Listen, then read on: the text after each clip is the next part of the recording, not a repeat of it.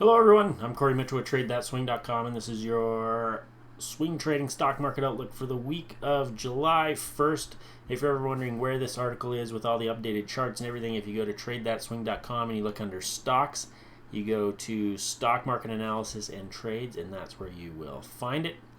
Just a reminder, a couple of holidays coming up. It is a holiday in Canada, July 1st, so that stock market is closed.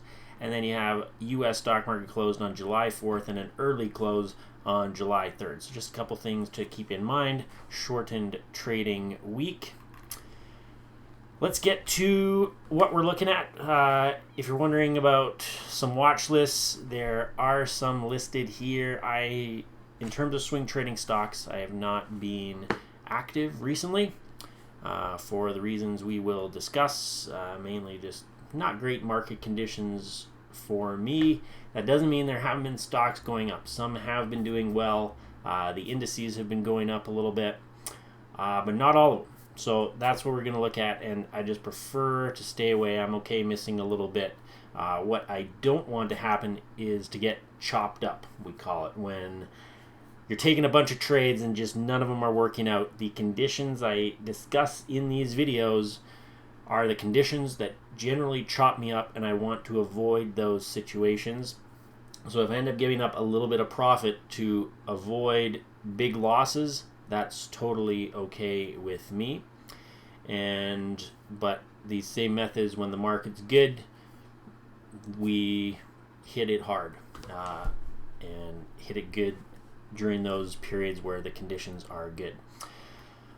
A little extra thing in here this week, if you're interested in this, published a video just looking at one of the highest valuations in the last 150 years for the S&P 500, and of course the S&P 500 hasn't been around for 150 years, so the indices that were available and the data that was available before that, very high valuation right now. I checked that out in this video. No. And yeah, if you're interested in looking at that. More kind of longer term looking as opposed to necessarily swing trading where trades last a few days to a few weeks. Let's look at how the price action is. NASDAQ and S&P, I cut it off just a little bit. So the S&P just made a slightly higher high here last week. Let me see if I can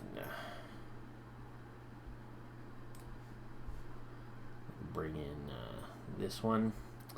So you can see there, it too just made a slightly higher high last week and then quickly sold off. NASDAQ, same thing, slightly higher highs, sold off. And yeah, these other ones we can all see just not quite as strong. So the S&P, the NASDAQ looking pretty good, but the NYSE composite, a very broad measure of stocks, it kind of hit a new high way back here in May, and it's been in a slump, can't really move. So this is what I was talking about, getting chopped up. Yeah, if you can find and pinpoint the couple stocks that are doing really well, then hey, great. But odds are when you have potentially several trades out there and most stocks are just kind of whipsawing back and forth like this, we're going to have more losses. It's not a period where everything's moving up very nicely like we had earlier in 2024. Everything moving up. Pretty much every stock you could have almost just thrown a dart at. In the old days, you used to say throwing a dart at the newspaper in the stock section. Now, yeah, like most stocks would have been doing pretty well. Right now, we're in a situation where some are doing well, but a lot aren't. And we'll discuss that a little bit more in the breadth indicators.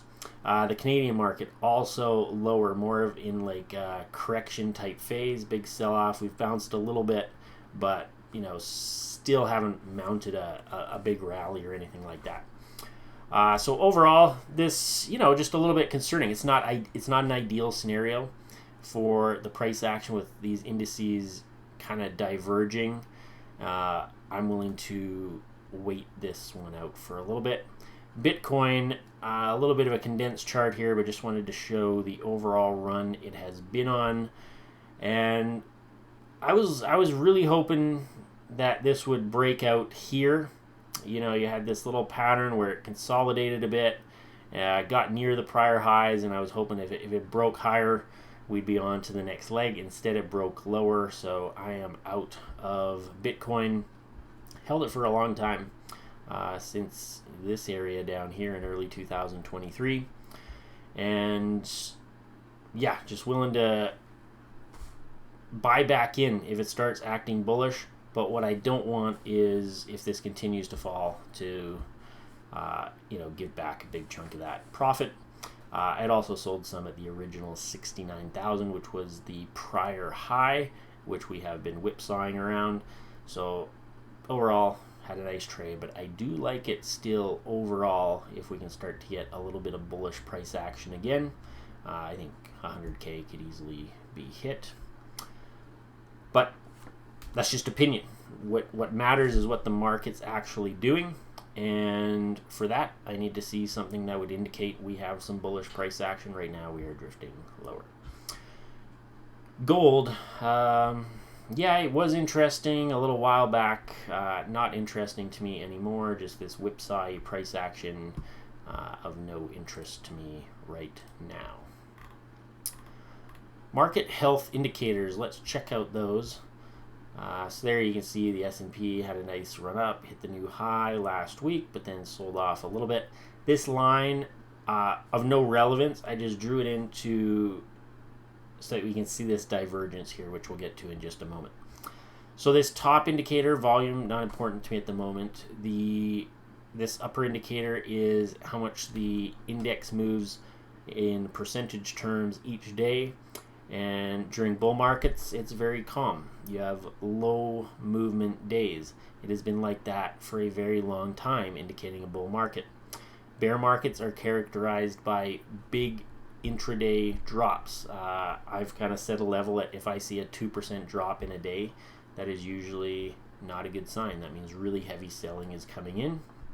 So we haven't had any one of those yet, so that's still a smiley face. This is still bull market behavior, but some of the other indicators not as good. We have this diverging, as we talked about. This is the NYSE advanced decline line. It's advancing stocks minus declining stocks is a cumulative number, and S&P 500 going up, advanced decline line going down. We can also see this in the indexes because we have S&P, NASDAQ going up. We have Russell 2000, which, I'm not too concerned about, but the NYSE composite, very broad measure of stocks from all different industries, all different sizes. And as we looked at that chart, a little bit more of a slump, right? The big sell-off, and we haven't recovered. So that tells you a lot of stocks are not participating in this rally. This one also tells us that a little bit as well. This one is just up volume divided by total volume. I'm really looking for just extreme levels, either up here or down here by this black line. We haven't had any, so nothing important going on there. Neutral. This one also tells us how many stocks are participating in this rally. Less than half of stocks are above their 50-day moving average. Even in the S&P, only 47% of S&P 500 stocks are above their 50-day moving average. 45% of all U.S. stocks are above. So that tells us less than half of stocks are above their 50-day moving average, a very crude measure of an uptrend, while the S&P has done this. If you looked at this, you would say, oh, stocks are doing great. The S&P is just, cruising up. Not under the hood. Like we said, this can be an environment where you get chopped up because things look okay on the surface, mainly driven by, kind of a stock like NVIDIA, which has a big impact on the S&P 500 just by itself, and it's kind of dragging things. So hey, if that was your horse and you picked it and you rode it, great. I've been in it a couple times, not so much recently, but before, and yeah, it's great.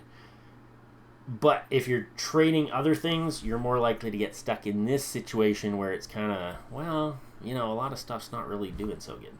So that's just something to be aware of. And if we trade, it's not just about making money, it's about keeping it. So I don't want to get chopped up. Sectors on the move. Yeah, still technology, communication services, the best over the 3 months. Technology, communication services up here over the last month. Communication services up there over the last week. Technology, kind of flat-ish.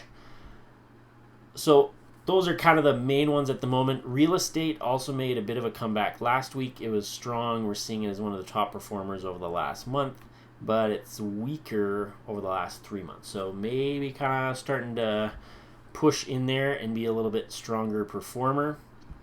So maybe something to keep an eye on. What am I doing? Well, I'm not really considering many stock trades at the moment because we have some indices going up, we have some indices going down. It's just not it's not clear enough for me to get really aggressive on the long side. If you want to put a little bit of exposure on, as long as it doesn't really put the account in much jeopardy, that's okay. Maybe like some little probative positions, but there's no way I want to get aggressive long at this moment, and there's no way I want to get aggressive short at this moment because it's just a little too mixed, and it's kind of been like this for a while for me, so I'm just mostly sitting out. And Bitcoin I also pulled out of. I still like it bigger picture. This is basically just a consolidation in an overall uptrend. Where's that chart? Yeah, this one here. So kind of similar to what we've seen before. Move up, chop sideways for a while, moves up, chop sideways for a while, moves up, chop sideways for a while. Maybe we get another move up, maybe we don't. That's why I'm out, because we're dropping right now. But if we start to move back up, I'm interested again. It's still an uptrend. And I can look for any, kind of entry points that you're used to. Gold and GDX, very whipsawy. Not really in the conversation anymore. Even I was kind of looking, do I want to get involved a little while ago because they had that nice run up, but so choppy, so whipsawy, not of any interest to me right now.